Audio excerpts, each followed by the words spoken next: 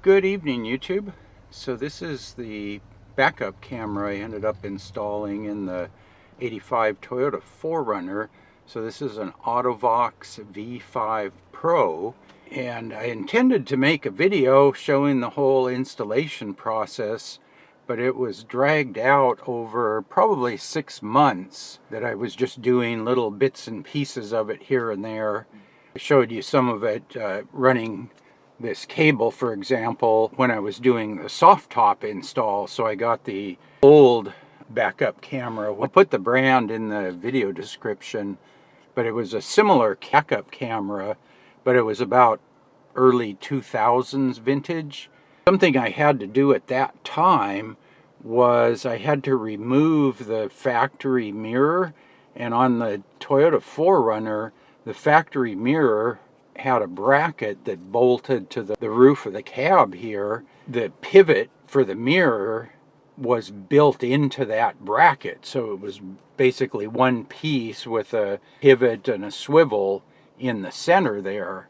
All of these backup camera mirrors want to use like a steel shoe that you slide the mirror into, and they're normally built for either the kind that have the metal piece glued to the glass, or it might be part of the sheet metal on the roof of the vehicle.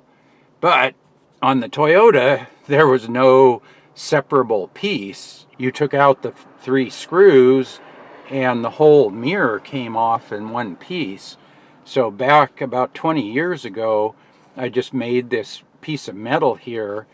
I think it's 3/16 thick. It probably doesn't have to be that thick, but I had some material, and I think it's about 3 inches this way and maybe 2 inches the other way, 2.5, something like that.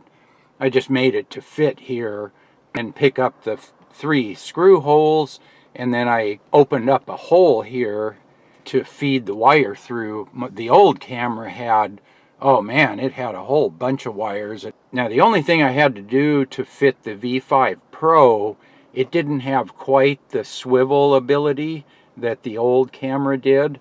So you can see right here, I had a piece of metal welded to this piece that bolts to the ceiling, and then on that I have that little shoe piece that fits in there,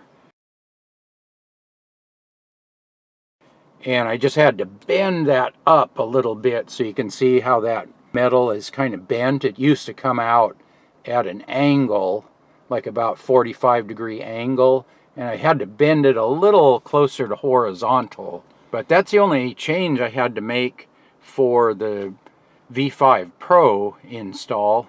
And yeah, it works fine. Let me see if I can turn it on. I have it wired to accessory power.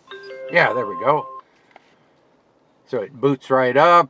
There's the view out the back. You pan the camera down, look down at the ground.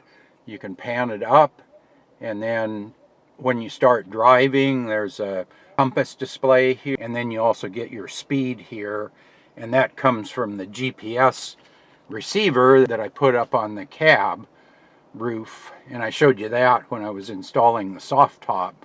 So like I said, bits and pieces of this were installed just when I happened to have either time or access to get to these things. So yeah, that's the camera.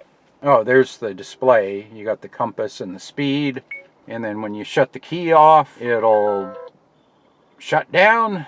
And this one also has a front camera. There's lots of videos on YouTube on all the features on these, so I'm not going to go into that. I like this one a lot better.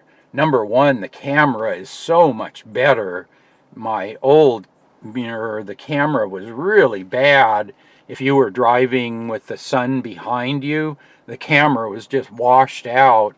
And the same thing at night. A car headlight, even way in the distance, would just wipe the camera out, so you couldn't see anything. You could only use it during the day, and only if the sun wasn't behind you.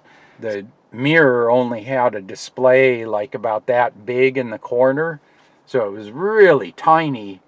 This one, it's full width, and then you can also pan up and down on the rear view camera, which is really nice. Okay, and there's the rear view camera. I just have it screwed in underneath the swing out tire carrier that I built for the back of the 4Runner.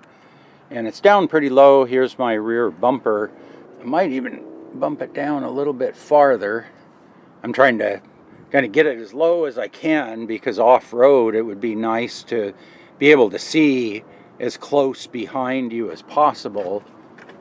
I ran the wire over here, and this is the pivot on my tire carrier, and then I just run it in under the back of the soft top there. Little piece of heat shrink tubing to protect the cable, and I have my CB antenna right there, so that seems to work pretty good. Okay, and then this is the little storage compartment where the factory jack lives. The previous owner had installed this trailer light wiring adapter back here before I bought the vehicle, and he had tapped into the signals off of the tail light, which is just right through here. That's the tail light wiring harness. And I think all I had to do, I had to tap into the backup light, and then he had the brake light and the running lights up here for this adapter.